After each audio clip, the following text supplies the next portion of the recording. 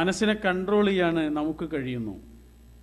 മനസ്സ് നമ്മളെ എങ്ങാനും, നിങ്ങൾ നോക്കൂ, സൂറത്തുൽ ബഖറ നമ്മൾ പല പ്രാവശ്യം ഓതുകയും പഠിക്കുകയും ഒക്കെ ചെയ്തിട്ടുള്ള ഒരു സൂറത്താണ്.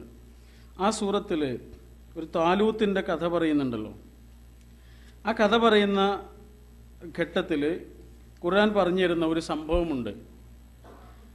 ഫലം അഊദു ബില്ലാഹി മിനശ് ശൈത്വാനിർ റജീം ബിസ്മില്ലാഹിർ റഹ്മാനിർ റഹീം ഫലമ്മ ഫസ്വല താലൂത്തു ബിൽ ജുനൂദ്.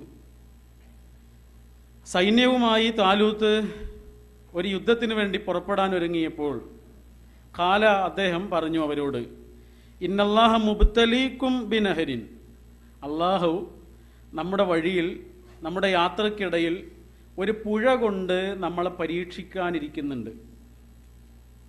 ഫമൻ ശരിബ മിൻഹു ഫലൈസ മിന്നി, ആരെങ്കിലും ആ പുഴയിൽ നിന്ന് വെള്ളം കുടിച്ചാൽ അവൻ പിന്നെ എൻ്റെ സംഘത്തിൽ നിന്ന് പുറത്താകും, എൻ്റെ കൂടെ പിന്നെ അവൻ ഉണ്ടാവില്ല. വമല്ലം യത്അംഹു ഫഇന്നഹു മിന്നി, ആരാണോ ആ പുഴയിൽ നിന്ന് വെള്ളം കുടിക്കാത്തത് അവർ പിന്നെയും എൻ്റെ കൂടെ ഉണ്ടാവും.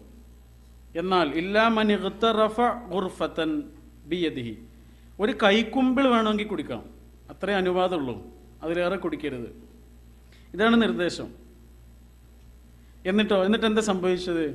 ഫശരിബൂ മിൻഹു ഇല്ലാ ഖലീല, ഇല്ലാ ഖലീലം മിൻഹു, എല്ലാവരും കുടിച്ചു, വളരെ കുറച്ച് ആളുകൾ കുടിച്ചില്ല. അങ്ങനെ പറഞ്ഞത്, എല്ലാവരും കുടിച്ചു, വളരെ കുറച്ച് ആളുകൾ ഒഴികെ. എന്നിട്ട് പിന്നെ പറയുന്നത് ഫലമ്മ ജാവസഹു ഹുവ വല്ലദീന ആമനൂ മഅഹു ഖാലൂ ലാ ത്വാഖത ലനൽ യൗമ ബിജാലൂത വജുനൂദിഹി ഖാലല്ലദീന യظنون അന്നഹും മുലാഖുല്ലാഹ് കം മിൻ ഫിഅത്തിൻ ഖലീലത്തിൻ ഗലബത് ഫിഅത്തൻ കസീറ ബിഇذനില്ലാഹ് വല്ലാഹു മഅസ് സ്വാബിരീൻ, വല്ലാഹു മഅസ് സ്വാബിരീൻ. ആ വെള്ളം കുടിക്കാതെ നിന്ന ആളുകളുണ്ടല്ലോ, എന്ന് പറഞ്ഞാൽ മനസ്സിനെ കൺട്രോൾ ചെയ്ത ആളുകൾ, ആ ഒരു ചെറിയ സൈന്യവുമായി താലൂത്ത് പോവുകയും യുദ്ധത്തിൽ വിജയിക്കുകയും വലിയ ഒരു സൈന്യത്തെ അവർക്ക് തോൽപ്പിക്കാൻ കഴിയുകയും ചെയ്തു എന്നാണ് പിന്നീട് ഖുർആൻ അത് വിശദീകരിച്ചു തരുന്നത്. എന്തിനാണ് ഈ കഥ പറഞ്ഞത്?